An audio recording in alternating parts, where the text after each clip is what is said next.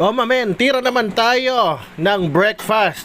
Corned beef caldereta, mamen. Shoutout kay Tatay Hayana. Sa kanya ko nakuha tong idea na to.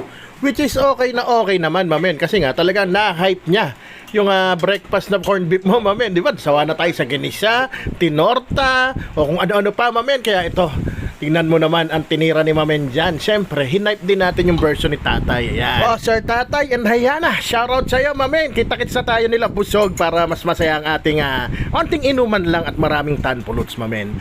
O, paano? O, titirahin ko na to, mga Mamen. Baka tirahin pa ng iba.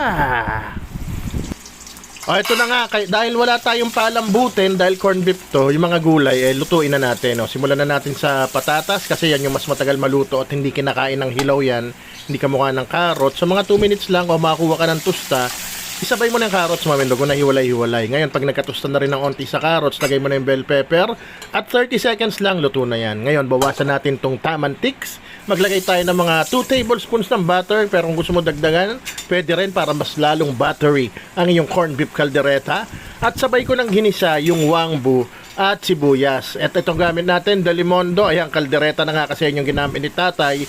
Pero para sa akin, tingin ko, sa version ko mas okay yung walang flavor na corned beef kasi titimplahan naman natin yan style kaldereta, kamukha niyan. Naglagay ako ng onting liver spread, 1 kutsara. At ito, sinabawan ko ng onte kasi nga magpapalapot dyan yung liver spread, baka mag-dry siya mamaya.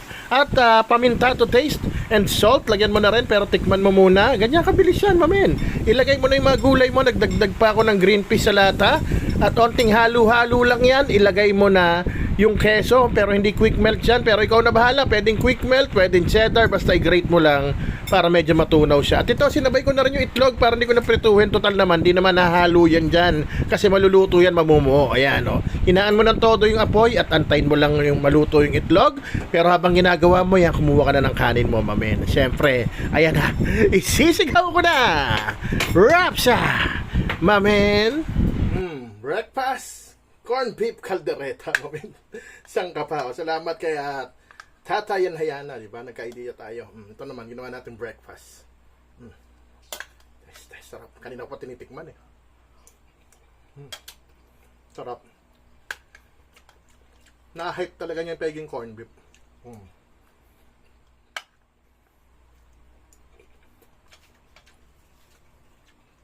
Mas sumarap pa. May patay sili mansiga na naman. Patay na naman ang kaning lamig, Mamen.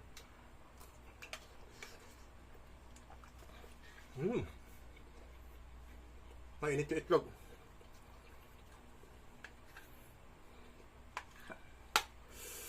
Ito, the perfect bite nga ito. Ikanin Ninong Rayo. Kanin, itlog. Usok-usok pa, Mamen. Mainit eh.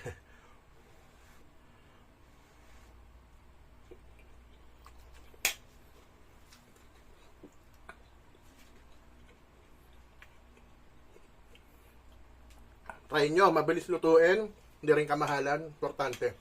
Rapsa, Mamen.